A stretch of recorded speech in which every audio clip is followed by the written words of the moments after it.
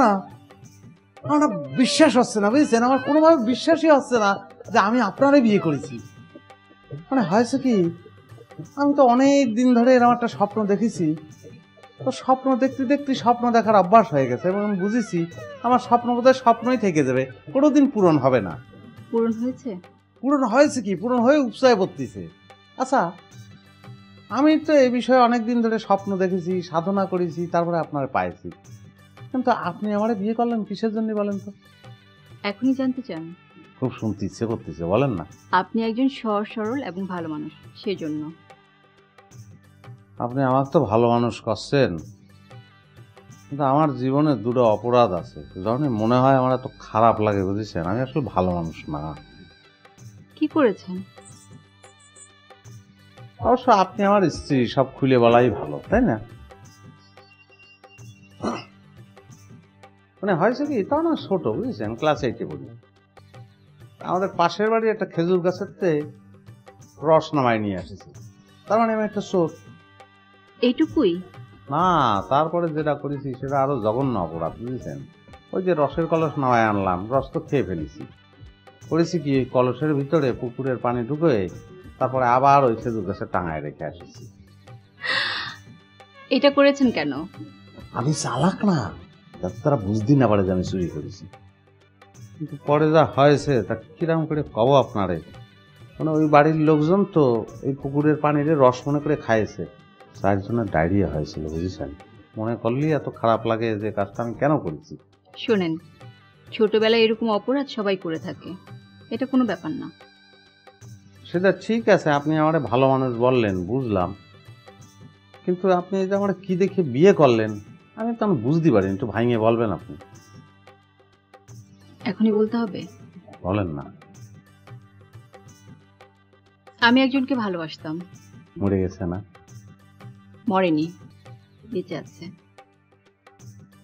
তার সাথে আমার প্রায় ঝগড়া লাগতো, খুব ছোটখাটো ব্যাপার নিয়ে।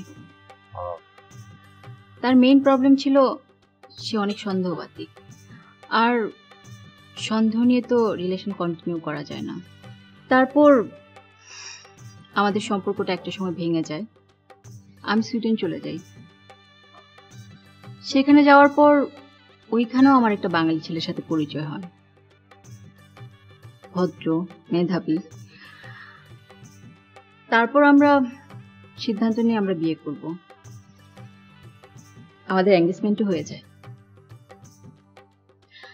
বিয়ের ঠিক একদিন আগে আমি জানতে পারি বাংলাদেশে তার বউ আছে। কি করছেন আপনি? ওর তো জুতোয় গালের দাঁত খুলে ফেলানো উচিত ছিল। আঙ্কেল কি এভাবে চুপ করে থাকবেন?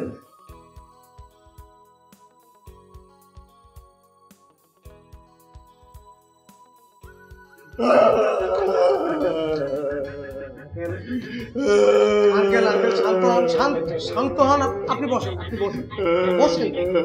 আস্তে, এমন করে কান্নার কিছু না। আপনি কেন বুঝতেছেন না? এখানে আপনার তো কোনো দোষ না। ম্যাডাম হুট করে একটা সিদ্ধান্ত নিল, বিয়ে করে ফেললো। এগুলো তো আপনার কোনো হাত নেই, আপনার তো কিছু করার ছিল না। অসম্ভব রে সম্ভব করুম আমি, আর সম্ভব করে ফেলাইছে কোন গাদার রাস্তা। আমি নিশ্চয় হয়ে গেলাম, ফকির হয়ে গেলাম গো। এটা কি বলেন? এখানে তো আপনার ফকির হওয়ার কিছু নাই। এখানে সয় সম্পদ এগুলো তো আপনার না, আপনি কি জন্য ফকির বললেন? একটা গাদার বাচ্চা গাদা কেনা কইছে এই সম্পত্তি আমার না। আমি এতদিন এই সম্পত্তি আগলায় রাখছি, সব আমার মুষ্টির মধ্যে। ম্যাডাম বিয়া করে ফেলাইছে, এখন তার জামাইরে সব মেল্লা দিতে হইব। ঠিক আছে ঠিক আছে আঙ্কেল, এখানে তো কান্নাকাটি করে লাভ নাই। ম্যাডাম যা করার সেটা তো করেইছে, এখন কি করবেন আপনি? আমি একটা জিনিস নেই করে দাও, একটা জিনিসের লেগে মরে যাবো গো। রাখ, আমি এই বাজার ঘর সাজাইছি, আমি এই বাজার ঘর ভাঙুম। আমি কাজী ডাক্কা বিয়ে পড়াইছি, আমি কাজী ডাক্কা তালাক নেবো, আমার চিনে না। ঠিক আছে, এভাবে কান্নাকাটি করে তো কোনো লাভ নাই আঙ্কেল। কি করবেন সেটা একটু ঠান্ডা মাথায় ভাবেন। মানে এটা তো অসম্ভব। আমি ছাড়ুম না, যেমনে পারে এই সম্পত্তি আমার মুষ্টির মধ্যে নিমু। তুই খালি তোর টাইসটা ঠিক রাখিস। আমার চিনে নাই, আমার নাম নজরুল ইসলাম নজরুল। আঙ্কেল আপনার পরিকল্পনা সব হবে আঙ্কেল।